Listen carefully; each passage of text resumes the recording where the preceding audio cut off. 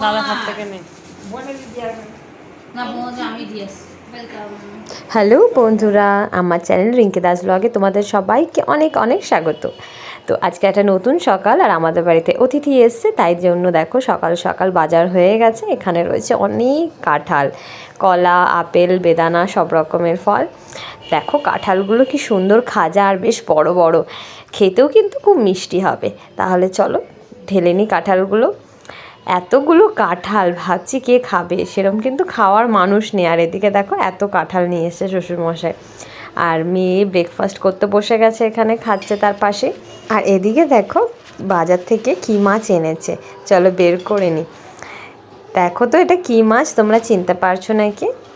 আজকে ইলিশ মাছ এনেছে, দুটো বেশ বড় বড় সাইজের ইলিশ মাছ পেয়েছে বাজারে।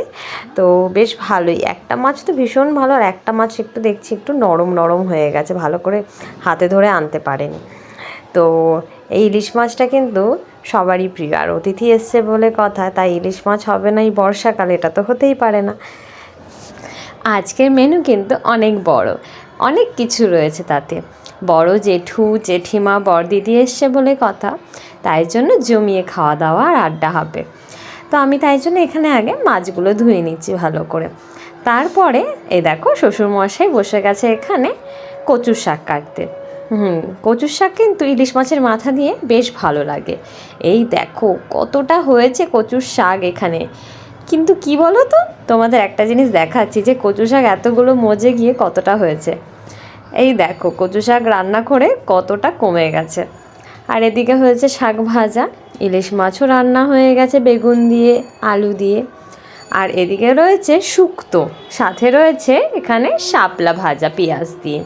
আর বাকি রয়েছে মাটন রান্না করা।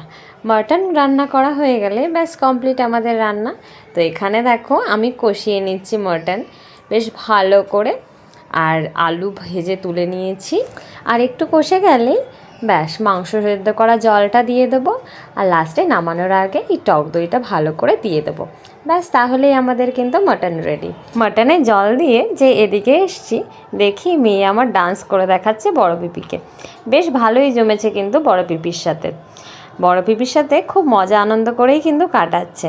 তো বেশ ভালোই লাগলো যে নিজের গান চালিয়ে বড় পিপিকে ডান্স করে দেখাচ্ছে, ডান্স ক্লাসের ডান্সগুলো। আর এবার আমি দেখো স্নান টান করে রেডি হয়ে গেছি। আজকে যেহেতু উল্টো রথ, তাই ভাবলাম একটুখানি জগন্নাথ দেবকে দর্শন করে পুজো দিয়ে আসি। বেরিয়ে পড়লাম টোটো ধরে, যেহেতু জগন্নাথ দেব মাসি বাড়িতে আছে, তাই জন্য তো একটু দূর, তাই টোটো করে নিয়েছি। হেঁটে আসলেও হয়, কিন্তু ভাবলাম যে না টোটো করে নিই, তাহলে তাড়াতাড়ি হবে বাড়িতে গিয়ে, যেহেতু অতিথি আছে বাড়িতে।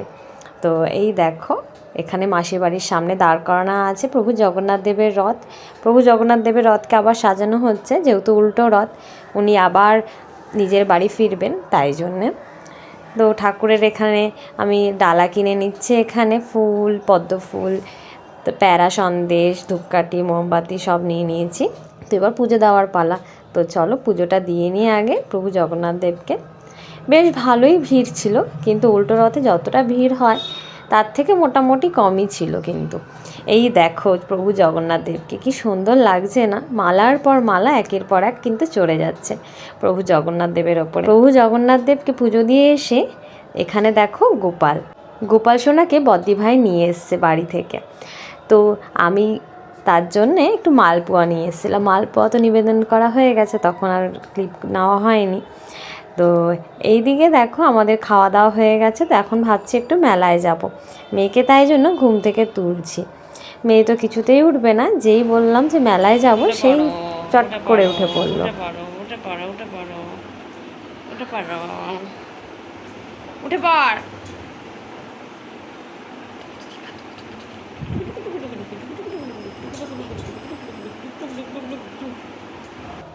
আমি তো ড্রেস করেইছিলাম, এই ড্রেস পরেই চলে যাব, জাস্ট একটু টাচ আপ করে নিলাম। তো চলো এবার বেরিয়ে পড়ি তাহলে বড় পিপির সাথে আমি মেয়ে মিলে মেলায় গিয়ে কিছু টুকিটাকি জিনিস কিনবো, কিন্তু আজকে যা ভিড় হবে জানি আগে থেকে। নিয়ে বেরিয়েছিস? হ্যাঁ, বন্ধুর সাথে দেখা হয়ে গেছে। বললাম বন্ধুর সাথে দেখা হয়েছে। যা যা যা টানতে টানতে যা।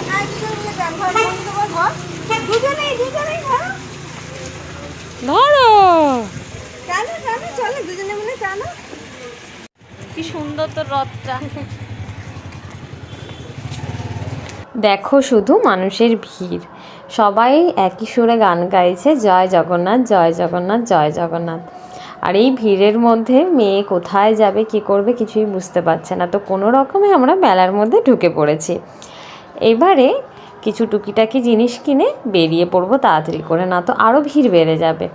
বড়দিদি গোপালের জন্য ক্যারি করার একটা ব্যাগ কিনবে বলেই এসছে, যে মেলাতে তো সব রকমের দোকান থাকে, তাহলে পাওয়া যাবে।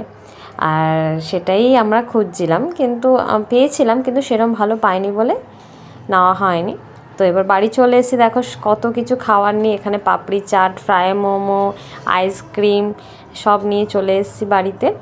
কারণ কি এত ভিড়ের মধ্যে বসে খাওয়া সম্ভব ছিল না গরমের মধ্যে। তো আমি বাড়িতে এসে আইসক্রিমটা খেয়ে নিয়েছি। আর এই দেখো মেয়েকে বললাম যে দেখা কী কী নিয়ে দিয়েছে তোকে বড় পিপি, তো সেগুলোই ও দেখাচ্ছে এখানে বসে বসে। আর এটা ব্রেসলেট ব্রেসলেট আর এটা ক্লিপ। ও মা, ভিডিও গেম। আজকের আমার এই ভিডিও তোমাদের কেমন লাগলো অবশ্যই কমেন্ট করে জানাবে। যদি ভালো লেগে থাকে তাহলে একটা লাইক করে দেবে। আর তোমরা যদি আমার চ্যানেলে নতুন হও তাহলে জানাই সাবস্ক্রাইব করে আমার পাশে থাকবে অবশ্যই।